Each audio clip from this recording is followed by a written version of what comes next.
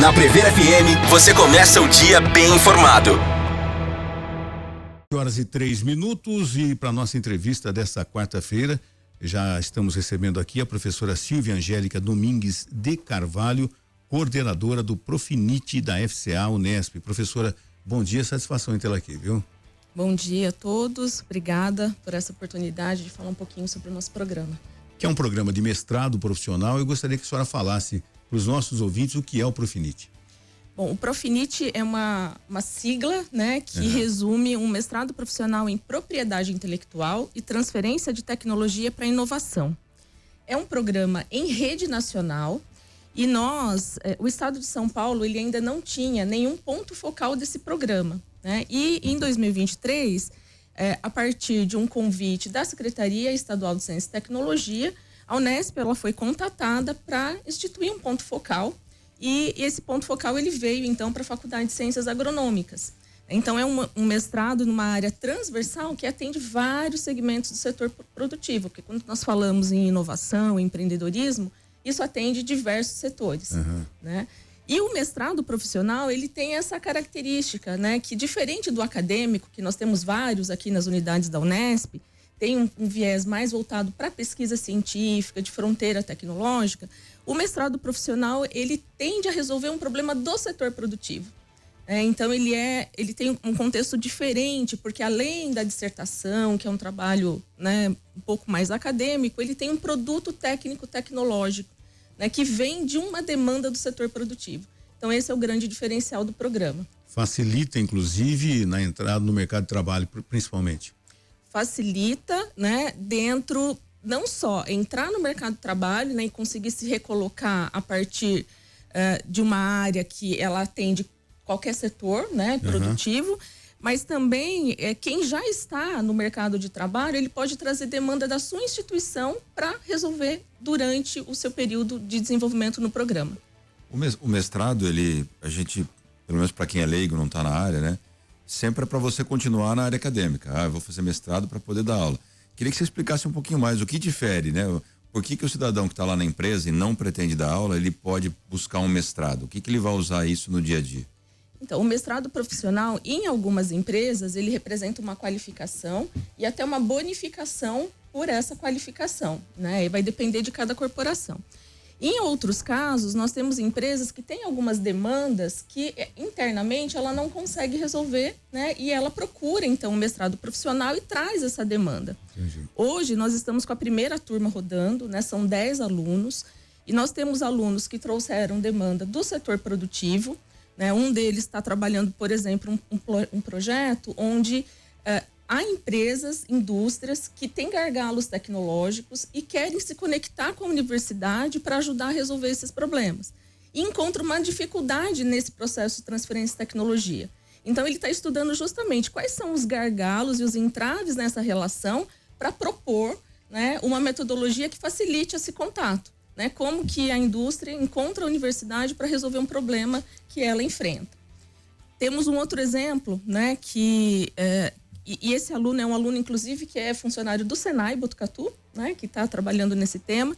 Temos um outro aluno que ele é funcionário do Senai Bauru e ele está fazendo um trabalho de prospecção tecnológica. O que é prospecção tecnológica? Né? É um levantamento de tecnologias dentro do setor de atuação de determinado segmento para entender quais são as tendências hoje no mercado. Né? E a partir daí, então, você pode traçar ali um planejamento para pesquisa, para desenvolvimento, entender, né, o que eu preciso modernizar na minha empresa.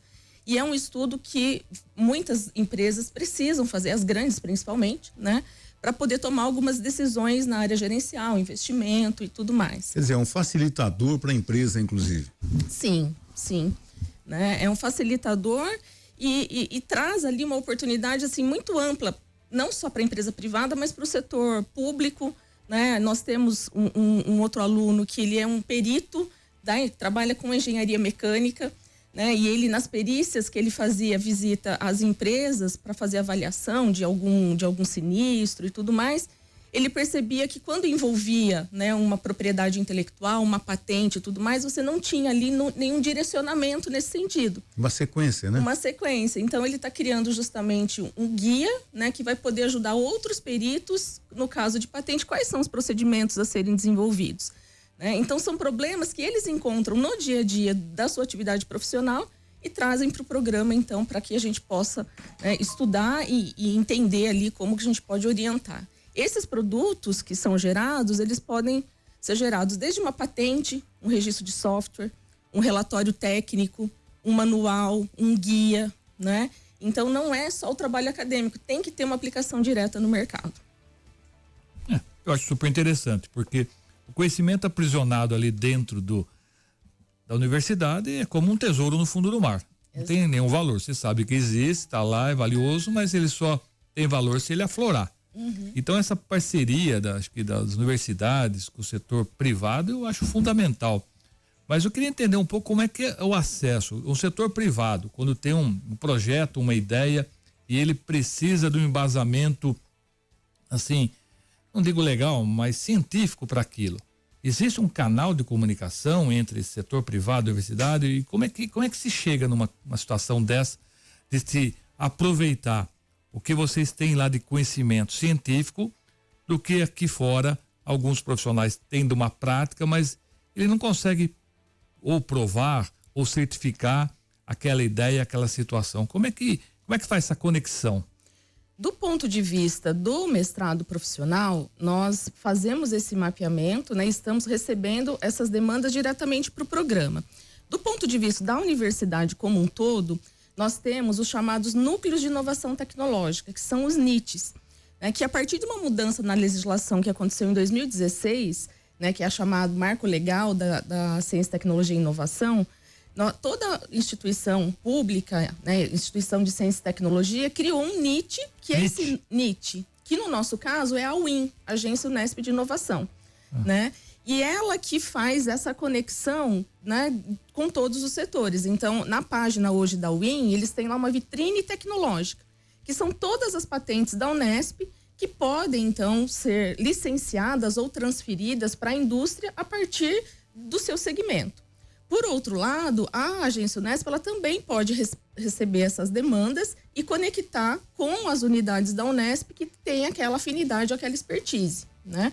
No programa, a gente atua diretamente com a questão só da propriedade intelectual em transferência de tecnologia, mas dentro desse tema amplo, a gente recebe demandas de empreendedorismo de base tecnológica, indicações geográficas, que é um tema que a gente está trabalhando bastante aqui na região de Botucatu, né, que nós percebemos que tem um grande potencial com indicação geográfica. Nós temos cafés premiados, temos o mel, né, temos um aluno que está trabalhando diretamente com a indicação geográfica do mel, que é uma demanda da Associação de Apicultores aqui da região, né, das 3 principais, né? Então, é muito amplo, né?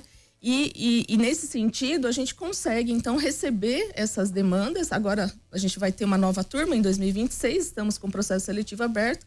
Então, são mais 15 demandas que a gente precisa do mercado para que esses alunos possam trabalhar, né? Então, pode ser que alguns já venham com demanda da sua instituição, mas outros, eles vêm também querendo a capacitação e aí a gente precisa procurar, então, uma demanda para que ele possa trabalhar ao longo do programa. É super interessante. Eu gostaria realmente de ver a cidade mais próxima da Unesp, das faculdades de Botucatu, porque às vezes eu sinto que é um distanciamento. Parece que tem um pessoal lá que está no Monte do Olimpo, e aqui embaixo a população que às vezes ou não tem acesso, ou não tem conhecimento, ou não sabe como chegar.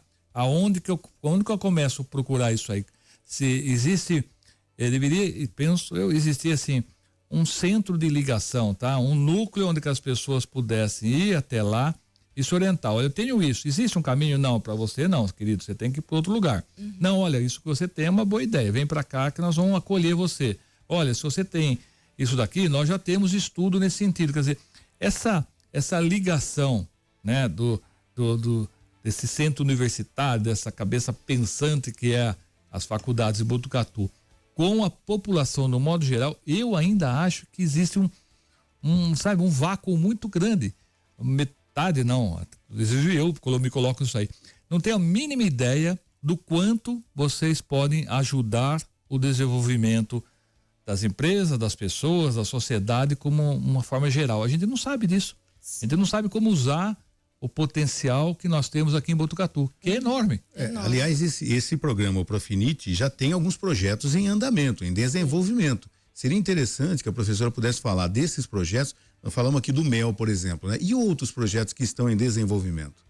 Então, além da conexão universidade-empresa, né, que cai justamente nessa linha, né, de aproximar a indústria com a empresa, e o de prospecção tecnológica, nós temos também um aluno que está fazendo um mapeamento para conectar as empresas de biotecnologia aqui da cidade com demandas e linhas de financiamento, busca de fomento e parceiros.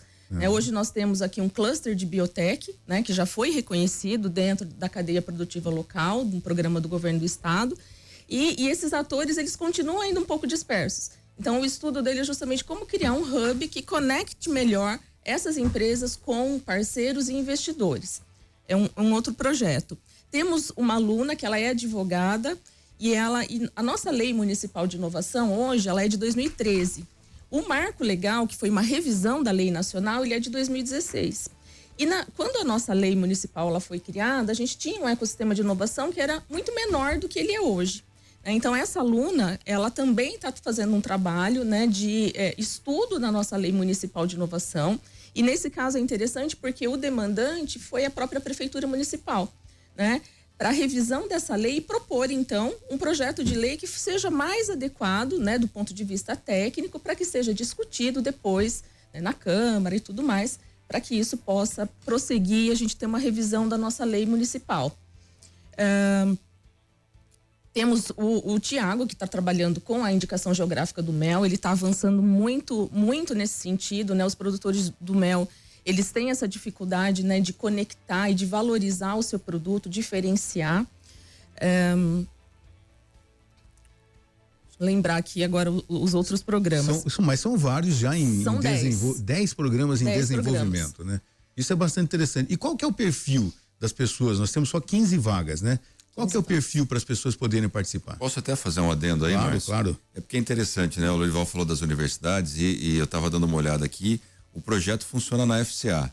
Né? O Unesp, primeiro a gente pensa o Unesp, daí lembrar que em Botucatu temos a área de saúde, temos e aí por que escolheram a FCA dentro desse perfil?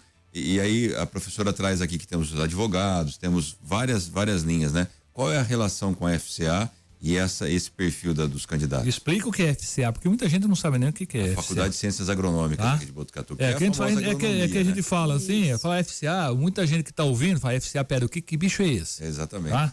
Que fica na Fazenda Lajeado. Fica na Fazenda Lajeado. Também, surpreendentemente, algumas pessoas não sabem que aqueles prédios têm uma faculdade às vezes, né? Não, o pessoal passa lá, acho que é para visitar, só bonito, tá, para caminhar. Não, gente, tem alguma coisa acontecendo ali.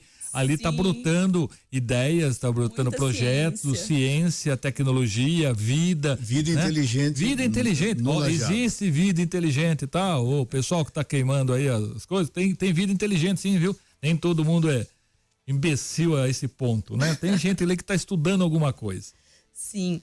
Então, a Faculdade de Ciências Agronômicas, nós temos um departamento, que é o departamento que eu faço parte, que é um departamento de uma área de socioeconomia.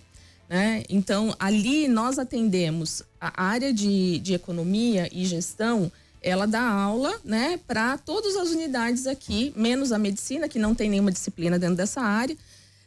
A gente tem aulas com a veterinária, com o Instituto de Biociências e com os cursos da Faculdade de Ciências Agronômicas. E esse é um curso que ele está mais voltado para uma área interdisciplinar, né? E também, né, dentro do contexto hoje da Faculdade de Ciências Agronômicas, ela foi uma das pioneiras na estruturação do nosso ecossistema, né? Então, foi na Faculdade de Ciências Agronômicas que surgiu a Prospecta, que é a nossa incubadora de base tecnológica, com o apoio das outras unidades, e depois ela também teve um papel muito importante na constituição do nosso parque tecnológico, também, né, com apoio das outras unidades. Então, a gente, né, acabou, né, a partir da pró-reitoria de pós-graduação, a reitoria aquela época era o professor Pascoal, ainda o reitor, a gente instituiu na Faculdade de Ciências Agronômicas. E lá hoje, né, até dentro dessa possibilidade de conexão, maior conexão com o setor produtivo, como a Agência Unesp de Inovação, ela fica na reitoria em São Paulo, nós temos hoje um movimento, né, de constituir os chamados NITs locais, que seriam escritórios de inovação que vão fazer essa conexão da unidade com a agência Unesp, né? Então, tanto o Instituto de Biociências quanto a Medicina, a Faculdade de Medicina Veterinária e Zootecnia e a Faculdade de Ciências Agronômicas, elas têm o chamado Escritório de Inovação, que também é uma referência na unidade, né, na cidade, para que possa fazer essa conexão. Então, uma demanda do setor produtivo, eu não sei quem procurar para resolver, pode procurar o escritório da universidade, né? E lá a Faculdade de Ciências Agronômicas sempre teve essa atuação muito forte na hora de inovação, né? E o Profinit acabou se instalando lá, mas é interessante porque nós temos professores da Faculdade de Medicina Veterinária e Zootecnia, que é a professora Cíntia, temos professores de outras unidades do Unesp, professor Giovanni de Rio Claro, professor Teófilo, que é lá de Guaratinguetá. Então, de acordo com as especialidades, a experiência desses docentes na área de inovação, nós reunimos para montar o corpo docente do programa, né? Essas vagas são destinadas a Botucatu. Essas Não. 15 vagas? Não. Toda a região. Toda a região. Hoje nós temos alunos de Bauru, Rio Claro, Botucatu, na maior parte, mas são 2 alunos de Bauru, 1 de Rio Claro, temos alunos de todo o entorno. Temos alunos que foram egressos da FATEC, temos advogados, temos alunos que já foram ali, né, que é aquele agente local de inovação do SEBRAE. Então, o pessoal que já passou por essa experiência do SEBRAE também é uma oportunidade de fazer um mestrado. Alunos que são funcionários do SENAI, né? E também alunos que estão no setor produtivo. Bastante interessante, né? Eu acho bastante interessante, mas desculpa, eu acho um número tão pequeno, né? Falando em 15, eu queria ver 150 projetos lá, né? Qual é a capacidade de vocês? É só 15 mesmo? Você só consegue atender 15 projetos? Então, eu digo o seguinte, dentro da dimensão que Botucatu tem hoje, quando a senhora fala ainda que não é só Botucatu, é toda uma região, quando a gente tenta entender essa região que é atendida aqui pela nossa Unesp, pela grande Botucatu aqui, vamos chamar, né? E você que gosta de Bauru, Godinho, quando o pessoal fala Bauru, perto de Bauru, né? Bauru faz parte da grande Botucatu, tá? Eu penso assim, até porque nós somos mais antigos que eles, né? A gente tá falando em mais de 2 milhões de pessoas, sei lá, o número de empresas que tem nisso, de pessoas que querem desenvolver alguma coisa. Quando a gente fala 15 por ano, a senhora tá me dizendo isso, ou por um período? Eu acho um número pequeno, desculpa. sim. Eu gostaria de ver 150, 1.500 projetos tocando lá, porque a gente sabe que de tudo que se faz, o que se aproveita no final realmente, o que acaba virando alguma coisa financeiramente, economicamente viável, ou que consiga realmente trazer uma diferença para a vida das pessoas, é um número menor ainda, né? Porque nem todo projeto ele acaba se tornando, no final das contas, viável, seja economicamente, ou seja, de um resultado que as pessoas mostram interesse, enfim. 15 não é pouco, doutora? Então, 15 dentro do Profinit, mas nós temos outros programas de mestrado profissional, inclusive aqui. Na Faculdade de Ciências, a Faculdade de Medicina, nós temos programas de mestrado profissional na área de enfermagem, na área de biotecnologia, né? Então, cada área tem o seu segmento, além dos acadêmicos, porque todos os acadêmicos, por mais que estejam mais voltados à área da pesquisa, estão resolvendo problemas que são relevantes, mas que têm um tempo maior até que aquela ciência gerada vá se transformar em impacto. O objetivo do profissional é que esse impacto seja o mais rápido possível. Então, dentro do tema do programa, que é propriedade intelectual, a gente fica limitado a um número que a gente consegue orientar, infraestrutura, atender, né? E é um programa em rede, né? Então, esse processo seletivo, ele tem 2 etapas. Uma prova que é nacional, né? Então, hoje, todos vão se inscrever nessa prova, que é a primeira etapa, precisa ser aprovado nessa prova para passar para análise de currículo, que aí sim é feito no ponto focal, que seria aqui em Botucatu, né? Então, nós temos um processo seletivo que também tem o objetivo de olhar o currículo e ver se a pessoa tem o perfil, né, para atuar nessa área. E aí, paralelamente a isso, a gente tem muitos outros projetos em andamento na universidade, né? Na Faculdade de Ciências Agronômicas mesmo, a gente tem muitos projetos que trabalham, inclusive, junto com o produtor rural, mas esse impacto ele acaba demorando um pouco para acontecer ou ele acontece muito local, né? A gente brinca que a gente faz muita ciência, mas nós somos ruim em marketing. A gente precisa levar mais esse conhecimento e mostrar mais para a comunidade os impactos que estão sendo gerados, né? E a gente está tentando melhorar isso na medida do possível. Me diz uma coisa, quem é que banca tudo isso? Aqui eu tenho uma visão, às vezes, um pouco de verdade. Tá, isso aí tudo tem custo. E vocês têm uma verba limitada, é por isso que é isso? Como é que é sustentado todo esse projeto? Porque isso aí tem custo. Então, ou não tem custo? No caso do mestrado profissional, a gente não tem nenhum tipo de aporte da CAPES, né, que coordena os acadêmicos e tem recurso, e não temos bolsa. Então, a gente depende do apoio também externo, né, e de editais que podem vir ou não dentro da universidade para rodar o programa. Então, o programa ele é gratuito, e todo o custo econômico, ele vem da própria infraestrutura da faculdade e do apoio e aporte da Unesp. E que é pouco, não é muito esse dinheiro que vocês têm. Ou tem uma verba bacana para isso daí? Não tem. Isso não limita tem. Ou não limita? Não, no nosso caso, como o programa ele não envolve experimento, ir a campo, né, condução de grandes projetos que demandam muito recurso, não limita tanto, né? Mas é claro que não a gente limita, tem já sempre... que você não pode fazer grandes projetos. Sim. Se eu tiver um projeto grandioso aí que pode modificar a vida no planeta Terra, eu não consigo levar lá. Então, mas aí a gente tem outros caminhos para isso, porque aí ele vai se tornar um projeto muito mais de pesquisa, né? Um projeto dessa dimensão, ele levaria tempo, né, de estudo. Mas aí vocês orientam também aonde que eles têm que ir, ou não? Isso, sim. E aí a gente tem que buscar as fontes de financiamento. Nós temos várias hoje dentro do nosso ecossistema, né, que não dependem da Unesp, depende das fontes de fomento. Então, FAPESP, CAPES, CNPq. E aí a gente busca essas fontes para atender um determinado projeto que seja maior, dependendo do volume de recursos, do orçamento que ele tenha. Existem tantos caminhos e a gente conhece tão poucos, né? E menos ainda conseguem entrar por essas portas aí, que são estreitas. Sim. Professora, as inscrições vão até o dia 12. Até o dia 12 de outubro. E de que forma? É no site, né, da Rede Nacional. Então, a gente tem divulgado no nosso Instagram, né, o profinit.nesp. Tem um link que leva à página nacional do programa. E lá, então, tem um edital que quando a pessoa abre, é importante que ela leia o edital. Ele parece grande, mas tem quadros que dão conta de todos os pontos focais do país. Então, atente aos itens, né, principais, então requisitos da inscrição, as fases, né? A pessoa faz a inscrição ela tem um custo, né? Teve um período de pedido de isenção do valor de inscrição, mas ele já se encerrou.